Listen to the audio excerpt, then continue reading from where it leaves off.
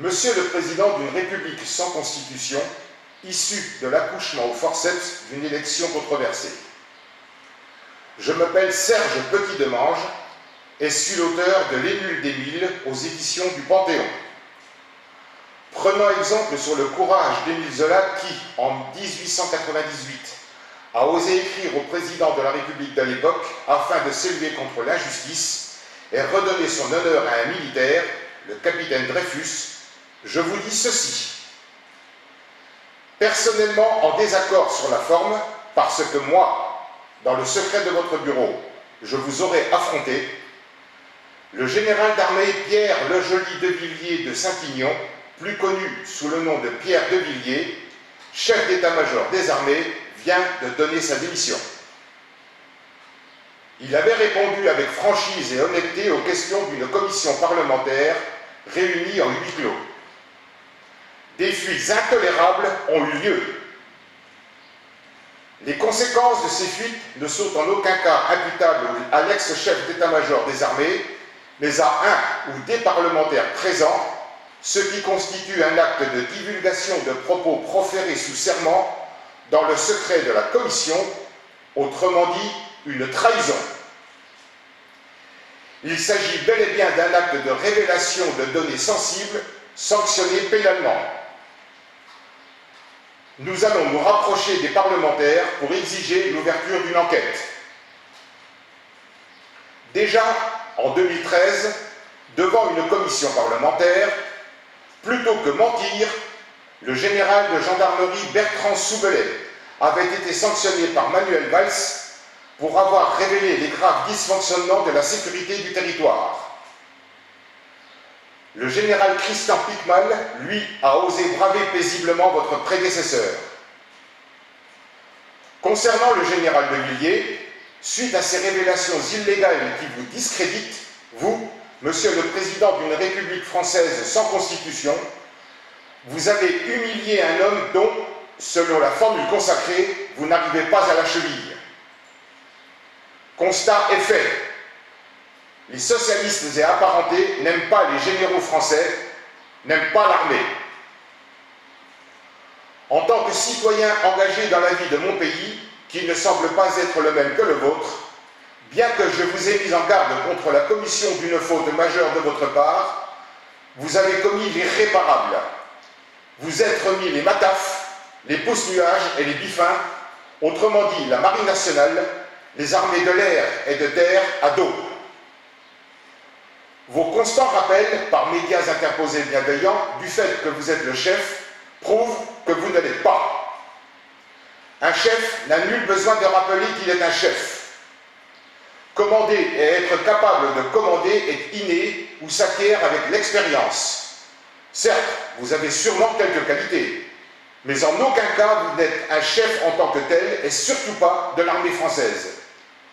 Il est tout simplement impossible d'être le chef d'une chose dont on ne connaît rien. Ayez ceci omniprésent à l'esprit. Un chef digne de ce nom n'a nul besoin de rappeler qu'il est un chef. Il l'est, tout simplement, et reconnu en tant que tel. Question de tripe, pas d'effet de menton télévisé. Déjà dirigé depuis 2012 par un Hollande que vous avez vous-même qualifié de sociopathe, sans constitution depuis le 1er janvier 2017, la France est aujourd'hui un pays sous gouvernance autoritariste, caractérielle, voire dictatoriale, la vôtre. Il faut qu'un citoyen qui n'ait rien à vos yeux, mais un porte-parole pour des centaines de milliers d'internautes, vous le dise ouvertement, franchement. Monsieur l'actuel résident de l'Élysée, siège social d'une France sans garde-fou constitutionnel, parti comme vous l'êtes, a créé stupidement, il faut le dire, des situations qui vont rapidement vous échapper, vous ne terminerez pas normalement votre quinquennat. Il y a de fortes présomptions pour que vous soyez démis de vos fonctions avant terme.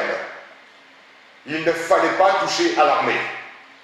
Vous l'avez insulté, bafoué, dupé, mortifié. Vous avez souillé ce qui est sacré pour des millions de mes concitoyens. Il va vous falloir en assumer les conséquences que vous ne verrez pas venir. Ce jour béni, nous serons là pour assister à votre défaite, à votre agonie de chef, situation jusqu'alors inconnue sous l'ex-5e République, tout comme la démission d'un chef d'état-major des armées. L'anticonstitutionnelle disparition de la Constitution de la Ve République, sa violation par Manuel Valls, fait de vous un non-président de la République, un non-chef. Prenez-vous-en au responsable réel, votre ancien patron, pas à l'armée. Dans mon recommandé numéro 1A, 137, 474, 2341, 4, du 17 juillet 2017, accusé-réception le 18 juillet suivant, je vous écrivais ceci. Je sais par expérience que vous allez commettre la faute qu'il ne fallait pas commettre. Vous l'avez commise, mais vous n'aurez pas baisé le général d'armée Pierre de Villiers. C'est lui qui a pris le pas sur vous. Il faut une seconde pour perdre la confiance de quelqu'un. Et à votre niveau, toute une vie ne suffit pas pour la reconquérir. Rappelez-vous ceci. Si un ami te trahit, c'est de sa faute. S'il te trahit une seconde fois, c'est de la tienne. Vous avez trahi l'armée, monsieur. Il y a une différence fondamentale entre la calculette de Bercy et la nécessité vitale de protéger le pays et ses habitants. À peine plus de 2 mois après votre discutable accession au trône élyséen, vous venez de faire la navrante et dangereuse démonstration de votre manque de profondeur de réflexion, votre manque de hauteur de vue. Je vous pose très solennellement la question. Où emmenez-vous le pays? Où emmenez-vous mes concitoyens? Où m'emmenez-vous parce que dans les conditions actuelles que vous nous imposez, je refuse de vous suivre. Une dernière chose, vous aurez remarqué qu'à aucun moment je ne vous manque de respect, qu'à aucun moment je ne vous insulte. Mais de grâce, cessez d'utiliser la langue de Shakespeare pour exprimer votre pensée que les médias aux ordres qualifient de complexe. Celle de Molière est suffisamment riche, ne vous en déplaise. À ce titre, l'article 2, alinéa 1 de l'ex-constitution de la Ve République le précisait.